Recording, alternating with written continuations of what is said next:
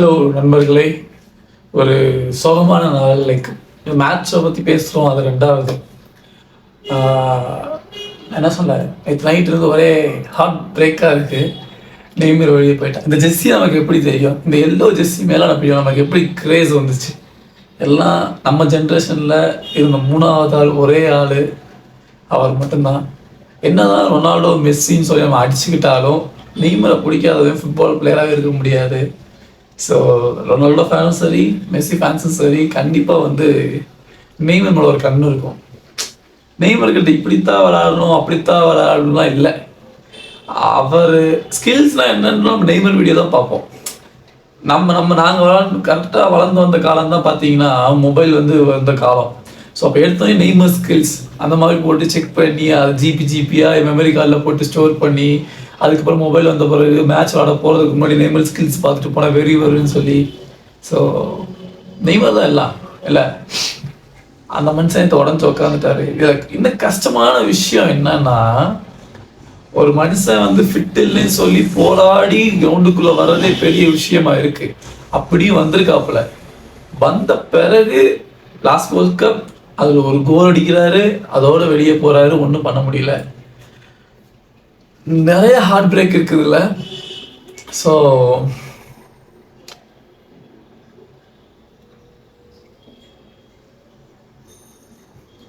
We love you Neymar, அவ்வளோதான். என்ன ஆனாலும் எத்தனை பேர் வந்தாலும் ஸ்கில்ஸ்னா ஒரே ஆள், எங்களுக்கு நெய்மர் மட்டும்தான். என்ன சொல்லன்னு தெரியல. சரி, இப்போ மேட்சை பற்றி பார்க்கலாம். நேற்று மேட்ச்சில் உண்மையாக சொல்லணும்னா இதை நான் நார்வேயோட பிரில்லியன்ஸ்ன்னு சொல்கிறதா இல்லை என்னன்னு எனக்கு தெரியல. கேமை ஸ்டார்டிங்கில் ஸ்லோ பண்ணிட்டானுங்க. ஃபர்ஸ்ட் ஹாஃபை பொறுத்தளவுக்கு ரெண்டு டீமுமே என்ன ரொம்ப தூங்க வச்சானுங்க. நான் அப்படி ஒரு தூக்கத்தில் இருக்கேன். ஏன்னா ஒரு இன்ட்ரெஸ்டிங்கான ஃபேக்டரும் இல்லை. அந்த பெனால்ட்டியை தவிர்த்து அங்கே ஏதாவது ஒரு நல்ல ஃபேக்டர் இருக்கான்னு பார்த்தா ஒன்றுமே இல்லை. எதுக்கு பெனால்ட்டியை கொண்டு போய் அந்த பையன்ட்டு கொடுக்கலாம்? அதெல்லாம் வாழ்க்கையில் பெனால்ட்டி அடிச்சு நான் பார்த்ததே இல்லை. ரொம்ப ரேர். அவெல்லாம் Vini எடுத்துருந்தா maybe it good change அந்த மாதிரி இருந்திருக்கலாம். அதை விட்டாச்சு. அதுக்கப்புறம் என்ட்ரிக்குள்ளே வந்தாப்புல அதுவும் போச்சு. உள்ளே வந்த உடனே ஒரு இது, அப்புறம் லக்கில் ஒரு கோல் உள்ளே போயிருக்கோம், அதுவும் போச்சு. நான் காஷ்மீரை ஒரு கிராஸ் போட்டிருந்தா நெய்மர் ஸ்கோரு, காஷ்மீரை ஷாட் எடுத்து அதுவும் போச்சு. கொஞ்சம் செட் ஆகியிருந்தால் ஒரு 3-4 கோல் போயிருக்கும். ஆனால் நேற்று நீங்கள் ஃபுல்லாக ஹாலண்ட் எடுத்துக்கிட்டீங்கன்னா எல்லோரும் சொல்கிறீங்க ஹாலண்ட் பர்ஃபார்மன்ஸ் பீக். நேற்று பர்ஃபார்மன்ஸ் அவ்வளோவா இல்லை. அவன் கோல் அடிச்சது அவனோட பிரில்லியன்ஸ், அதான் ஹாலண்டோட திங். அந்த கிராஸ் ஃபஸ்ட்டு முட்டுற வரைக்கும் ஹாலண்ட் கிரவுண்ட்லேயே இல்லை.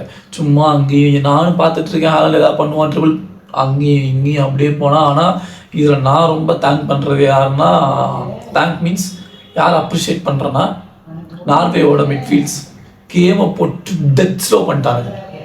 பாலை எடுத்து நடந்து விளாட்றானுங்க. அந்த ஓடிகார்டு கூட சேர்ந்துட்டு ஒரு 3 பேர் நடந்து விளாண்டு ஸ்லோ பண்ணி ஒரு பில்டப் பண்ணி ஒரு பாஸு, ஒரு காசு. ஹாலண்டு என்ன மாறி முட்டு, ஒரு வெறித்தனமான முட்டு, அது சரியான முட்டு.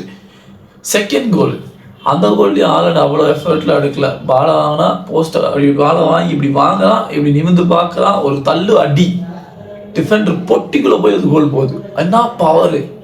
சிம்பிள் இப்படி முடிச்சிட்டா. நார்வே அடுத்த போகாது எனக்கு தெரிஞ்சு. மேபி நேற்று பிரேசில் அவங்களோட ஃபுல் பொட்டன்ஷியலாக யூஸ் பண்ணல. பிரேசிலாக விளையாடலை. மேபி அதனால் வேணால் இப்படி இருந்திருக்கலாம்.